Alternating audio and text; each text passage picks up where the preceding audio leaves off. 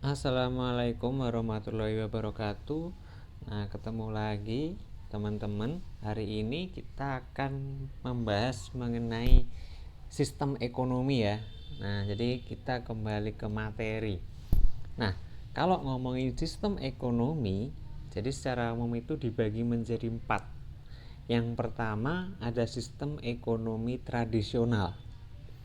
Nah, jadi sistem ekonomi tradisional ini sebenarnya lebih kepada cara berproduksi yang hanya mengandalkan tenaga manusia dan sumber daya alam ya, faktor alam. Jadi ini masih sangat sederhana. Nah, ibaratnya semua negara zaman dahulu pasti pernah mengalami yang namanya fase ini. Pernah mengalami eh, memakai sistem ekonomi tradisional ya, karena masyarakat yang masih sederhana menggunakan berproduksinya pakai tenaga manusia dan faktor alam lainnya. Nah, oke, itu yang sistem ekonomi tradisional. Nah, kemudian yang kedua ada sistem ekonomi komando. Ini yang kedua ya. Nah, ini tadi yang pertama. Kemudian yang kedua ada sistem ekonomi komando atau nama lainnya terpimpin atau kadang disebut juga terpusat atau etatisme.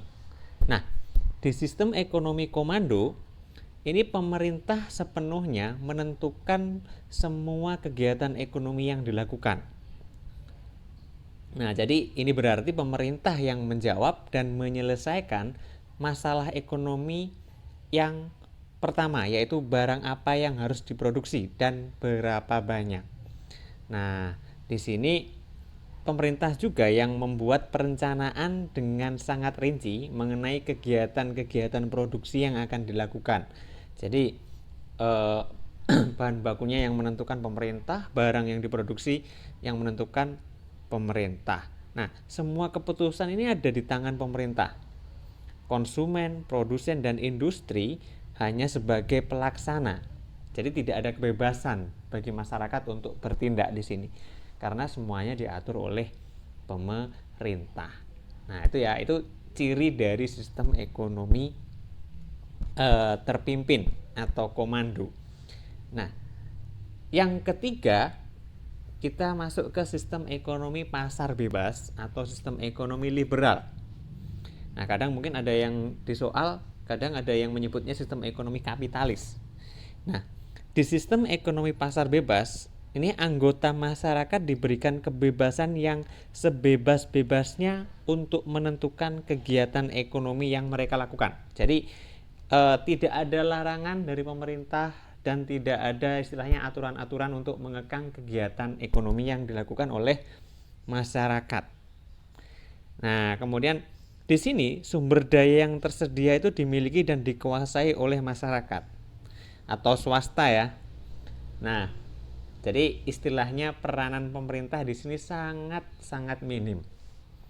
Nah, tapi pada kenyataannya eh, di, di dunia ini tidak ada yang murni ya menganut sistem ekonomi liberal terpimpin, kayak itu nggak ada. Cuman cenderung ke arah sistem ekonomi liberal, kemudian cenderung ke arah sistem ekonomi komando kayak gitu.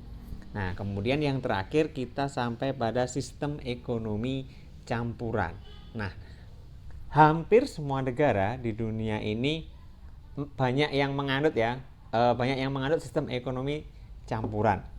Jadi sistem ekonomi campuran ini adalah gabungan dari sistem ekonomi pasar atau liberal dan sistem ekonomi komando atau terpusat.